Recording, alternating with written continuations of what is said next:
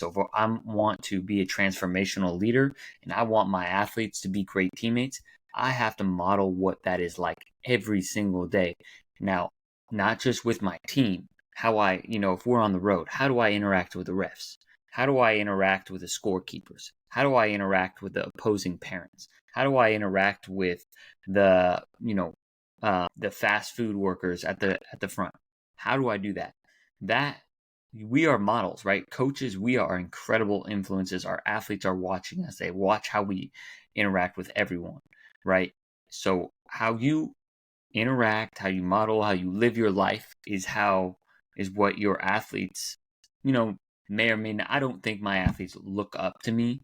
I think they see me as a role model, though. And, when I mean look up to, I don't think they think of me as cool, right? I'm not a cool coach, right? You are listening to the Bridging Impact Podcast, transforming leaders on and off the court with host, Coach Furtado.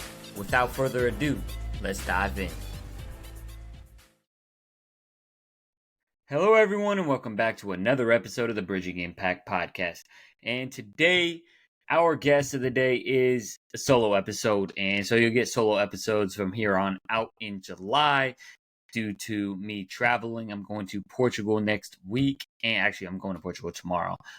And in the last 2 weeks of July, I got some camps rolling, so I won't be recording on the pod. However, I am committed to getting you all content every single week for the podcast. And today, what I want to talk about is transformational leadership and how you can be a transformational coach. Again, I'm bringing this up from the perspective that I am striving to be this person every single day.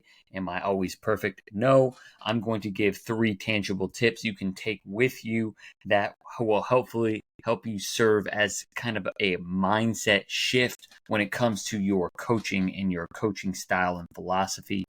So let's dive into the first tip is you have to play the long game. And I think this is the hardest thing to do because it is the easiest thing to say we are going to do. And in reality, when you it really is going to come down to the environment you create every single day, right? If you are participating in an environment, it is very hard to go against the grain of what the herd is doing in that environment.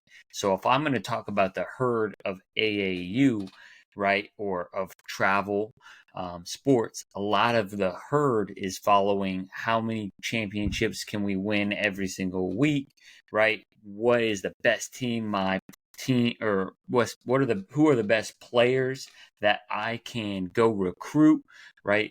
All those little things, because it gives us this false sense of self when we're the best 8th grade team in the US or whatever it is, right? If you are going to be competing in a organizational travel ball that where you want to compete over and over and over again, then you're going to have this short-term focus of, well, I'm not focused on developing athletes. I'm actually focused on winning. I want to just go grab the kids who are the most skilled, and I want to bring them in. And there are some, of course, organizations that do that, and they help kids get scholarships. It's not what I'm talking about.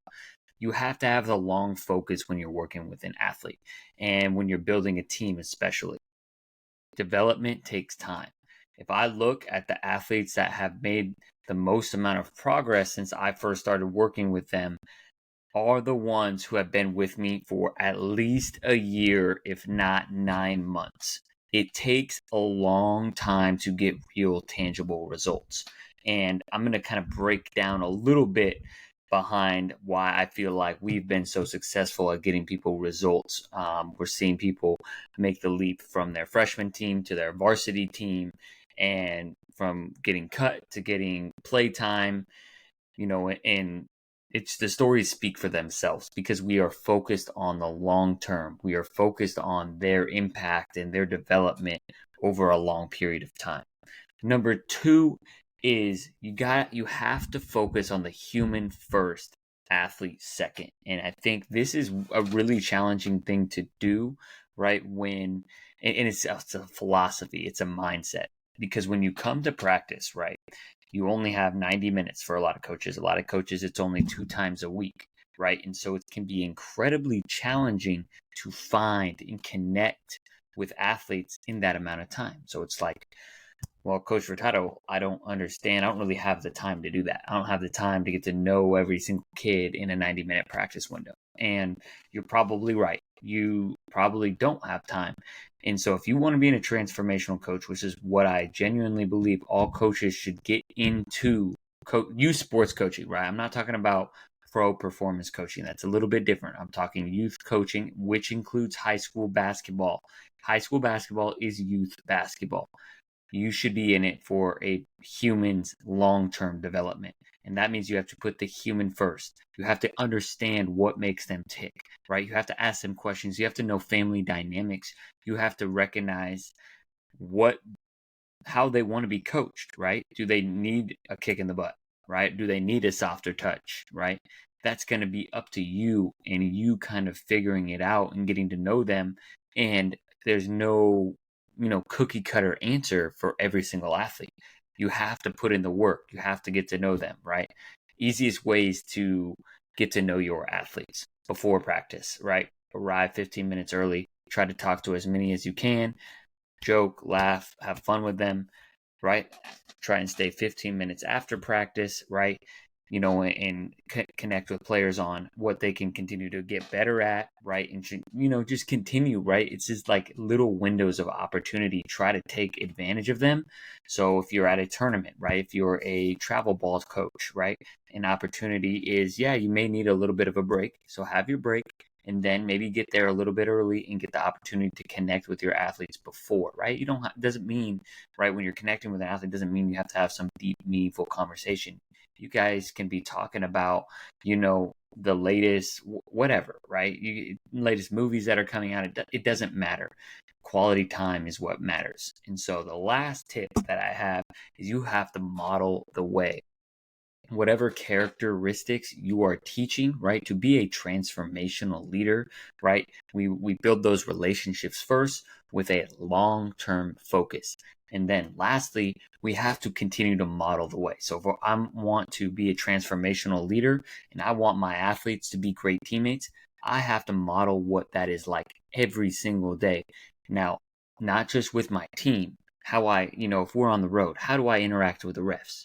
How do I interact with the scorekeepers? How do I interact with the opposing parents? How do I interact with the fast food workers at the front? How do I do that? That we are models, right? Coaches, we are incredible influences. Our athletes are watching us. They watch how we interact with everyone, right? So how you interact, how you model, how you live your life is what your athletes, may or may not. I don't think my athletes look up to me. I think they see me as a role model, though. And, when I mean look up to, I don't think they think of me as cool, right? I'm not a cool coach, right? You may be a coach that's a little bit cooler than I am. I don't claim to be cool. That's not me, right? Model the way in an authentic way to you. And so those are my 3 tips for you all this week. Again, number 1 is playing the long game. Number 2 is putting the human first, athlete second. And number 3 is to model the way. Those are 3 tangible tips that can help you become a transformational leader every single day as a coach. Remember, it's a lifelong journey. You're not going to be perfect. So try and do your best each day. See what you do well, and then figure out what you can improve upon. Appreciate you all for listening to this episode. Next week's episode will be a fun one. I am traveling to Portugal, and I am going to constrain myself. I'm going to find 3 different ways that next week's travel has helped me become a better coach, and I'm going to share that with you all next week. So I will be in your ears and eyes next week. Coach Furtado out. Thank you for listening to this episode of the Bridging Impact Podcast.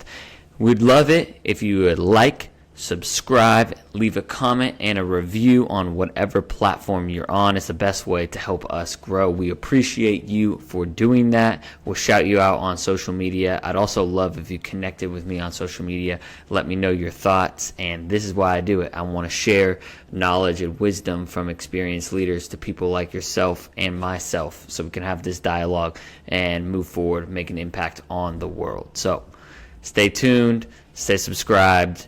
Cheers.